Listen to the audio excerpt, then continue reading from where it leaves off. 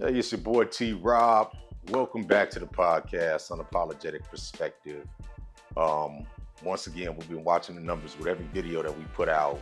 We're seeing our numbers are going up, our following is going up, and I want to tell everybody I really appreciate the love for the content that we're putting out. This stuff is near and dear to my heart, really. You know, the purpose of this show is to talk about my journey. So, if anything in my journey can help somebody out in their journey in life, that's the purpose of all of the content that I'm putting out. I believe wholeheartedly that I had to go through something in order to have a message for everybody out there who may think that they're alone in the struggle out here and that they've hit a dead end or hit a wall when it comes to trying to figure out what the direction is in life that they need to be going. So once again, like I said, man, I appreciate all the love that you all have shown me by liking and subscribing. If you haven't yet, if you watch my content more than once, if you're getting something from it, please hit that like button. Please subscribe to the channel. It helps the algorithm out. As we build, we're going to be putting out better content. I look forward to doing interviews with some of your favorite content creators talking about serious issues. Um, we want to try to address some things within ourselves, and that's the purpose of this.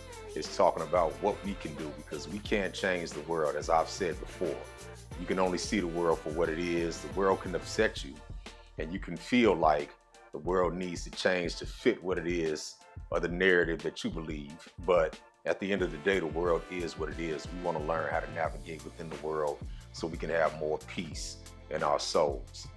The thing about when you have a peaceful inside, it translates or it trickles down to everything else in your life. You'll find that your relationships are much easier. Your finances start to flow much better. Energy is surrounded by everything, right? Anything that we hold on to or put a lot of pressure on, we break.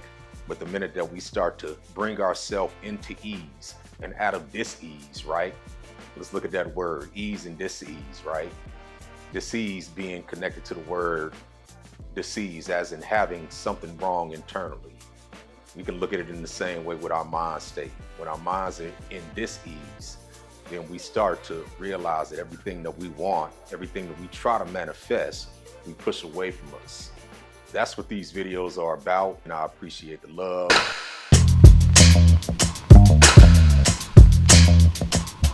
My goal is not really to get anybody to see anything from my perspective, because there's no way that anybody can see things from my perspective. Two people can't occupy the same space at the same time, so we're not going to be able to see things from the same perspective. People normally process the world through their traumas, the things that they've been raised on, their geography, and the belief systems, or the belief systems that's been given to them. The idea of my podcast is to get you to focus on your inner self and figure out what it is that you resonate with and what the true you is. Find out who you truly are beneath everything. I think meditation allows you to do this, and some of the teachings of Buddhism, not even just Buddhism, there's a science behind actually being mindful and actually thinking about the things that you want, manifestation, questioning your ideas and your thoughts, your fears, all of those things. There's actual science behind these things. And this is what we talk about on the podcast, being mindful. I can talk about these things because I've applied them to my own life, and I've been successful in finding more peace and joy in my life as a result. At the basis of everything that you want out of life, I think you want to be able to find peace and joy first and foremost. You can have money, you can have riches, you can have notoriety, success, and status, all of those things, right? But you can have all of those things and still be very unhappy in life. And until you figure out what's actually going on with you, until you start to deal with the conflict in you, you start to dredge up the trauma from your childhood, all of the things that you buried deep inside of you, you can never truly get to a place where you're going to be happy. I think all of those other things are just going to be on the surface. And there'll be things that will, in the moment, probably bring you some sort of joy, but not long term. There's still going to be some underneath issues that are going on until you figure you out. So yeah, the key of this podcast is to get us to tap into what's really going on beneath the surface in our life.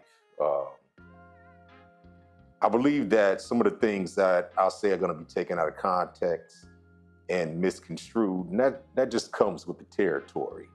Once again, I don't believe that anybody can see anything from my perspective.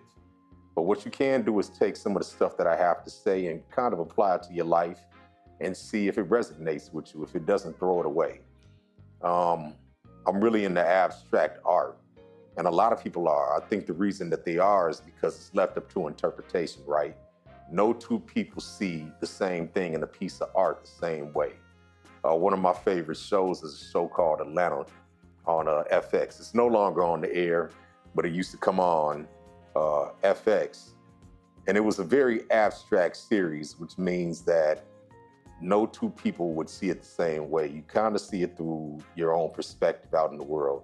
And even when Donald Glover, the creator of the show, was interviewed about it, he would refuse to give any solid answers on what the meaning of some of the episodes were about, because he wanted it to be left up to interpretation. So go with that.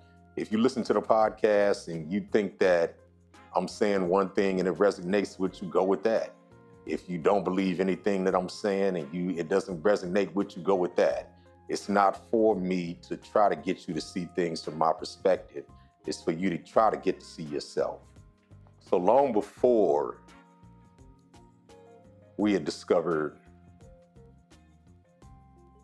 how to fly, and before we had come up with the internal combustion engine, long before we invented a lot of things that we have in modern day society, philosophers and thought leaders, the world around, understood the power of the mind. And they spoke about the power of the mind. They spoke about manifestation. They spoke about creating the world through your thoughts. They spoke about being the master of your own mind, and how if you become the master of your own mind, you can control your world. For some reason, the world tends to respond to the energy that you put out and the things that you manifest. If you manifest worry, fear, then that's what you get. If you manifest happiness, abundance, and gratefulness, that's what you get. Not quite sure how this works or why it works the way that it does, but I can say with my entire being that it's a fact that the energy that you put out, you tend to get back in return. When I used to put out negative energy, I got negative energy back in return. When I put out worry, I got worry back in return. All of the negative things that I used to put out then returned to me tenfold.